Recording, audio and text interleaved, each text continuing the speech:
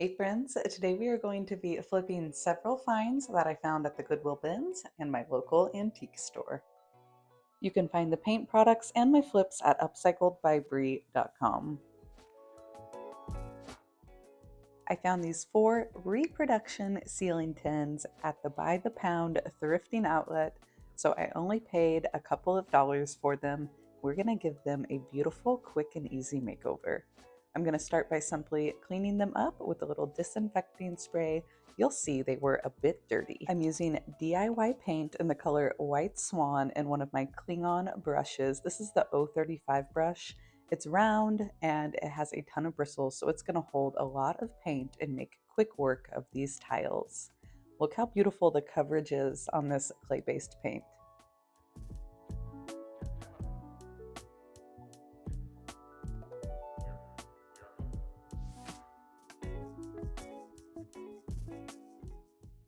I don't want the final look to appear streaky, so I am going to go ahead and give these pieces a second coat. And after the second coat, we have beautiful full coverage. Now the fun part. DIY paint is water soluble until it's sealed, so I can take this clean, damp cloth and start distressing this piece without having to use a sander or making a huge mess. I just gently rub over the raised details, and that gives these pieces a beautiful, chippy finish.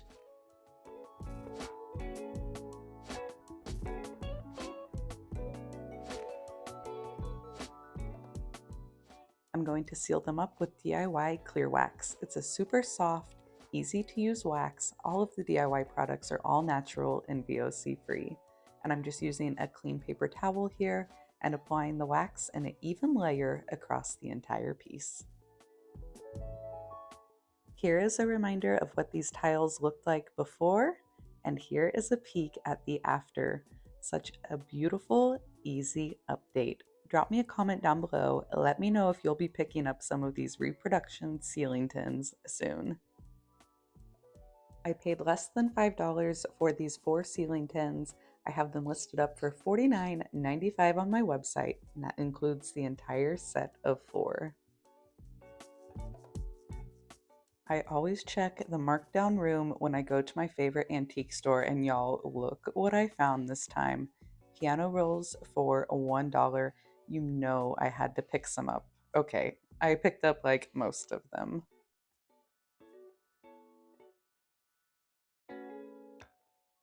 There are a lot of fun DIY ideas for these, but I knew right away what I wanted to do with this batch.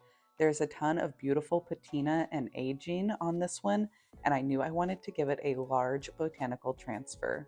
I grabbed my vintage botanicals transfer. This is a redesign with Prima. Of course, you can find all of the paint and products I'm using on my website, upcycledbybrie.com.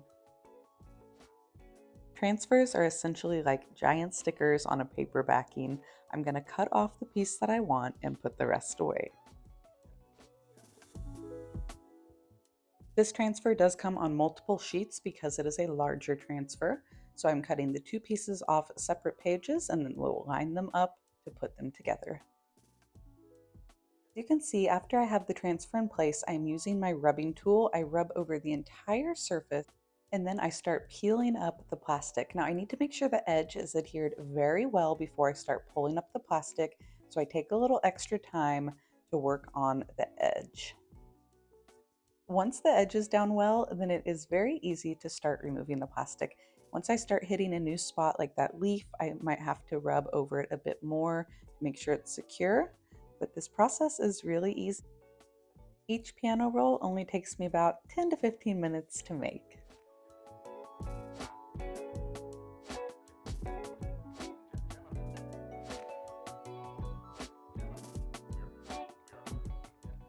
Since this piano roll had a ton of patina, I decided to distress this image a bit. Now I'm using a very fine grit sandpaper. It's 400 grit, which is why I'm using my orbital sandpaper. That was the only style I had in such a fine grit. But look what a beautiful distressing it makes. Now I'm taking a little bit of rusty wire. I wrapped it around one side of the piano roll and wrapped the wire around itself. Then I will string it over to the other side and do the same thing to make a very primitive hanger.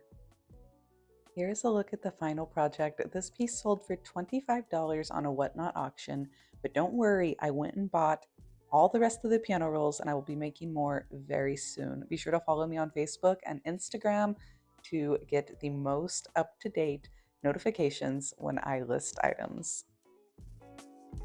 I got these 4 giant table legs for $5 at the Goodwill bins, and I noticed the cone shape on the top right away, thinking that it might look either like a Christmas tree or a pine cone.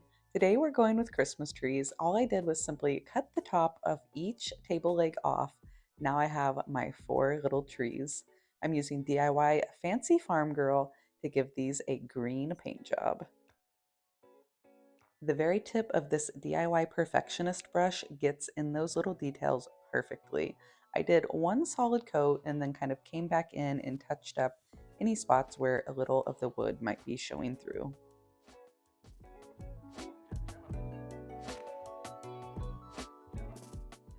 Once the paint is dry, going back in with my DIY clear wax and a chip brush just to give these one even coat to seal up the paint.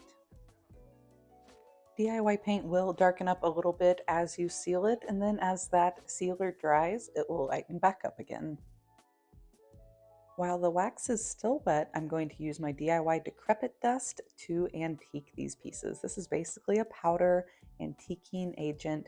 I'm just going to use a little bit here on a detail brush and start working that Decrepit dust down into the low points. That's really going to emphasize the beautiful spiral detail on these salvaged pieces of wood.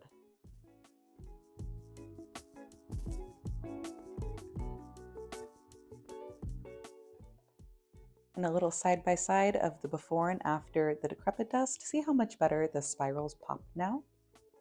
Each tree is listed up at $14.95 on my website. I sold a few of these on a Whatnot auction the other day and people went crazy. So I have a feeling they'll go fast, but y'all keep an eye out for this shape of salvage wood at your thrift store.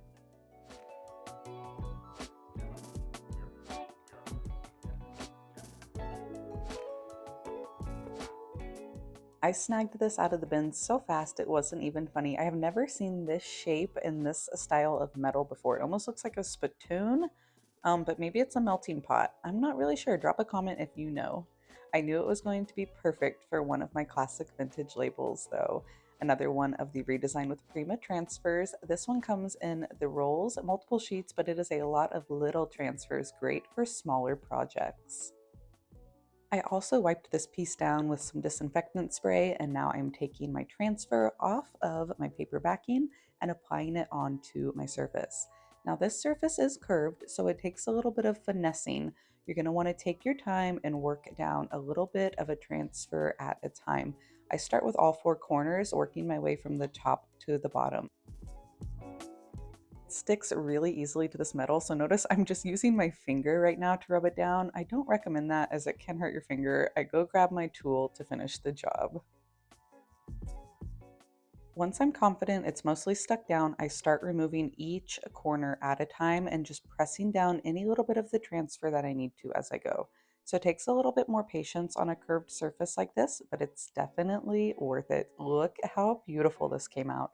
It looks to me like it belonged there to begin with.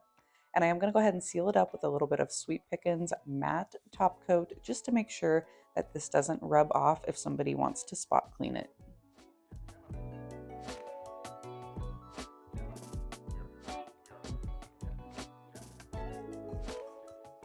I staged it up with some ferns, but this would look great with some fall floral or cranberries in it as well. This is available for $16.95. I had a really hard time parting with this piece. Y'all drop me a comment down below. Let me know which one of today's projects was your favorite. I think I'm gonna have to go with the piano rolls. Don't forget to follow and subscribe. Send this video to a friend. And until next time, I'll see y'all later. Bye, friends.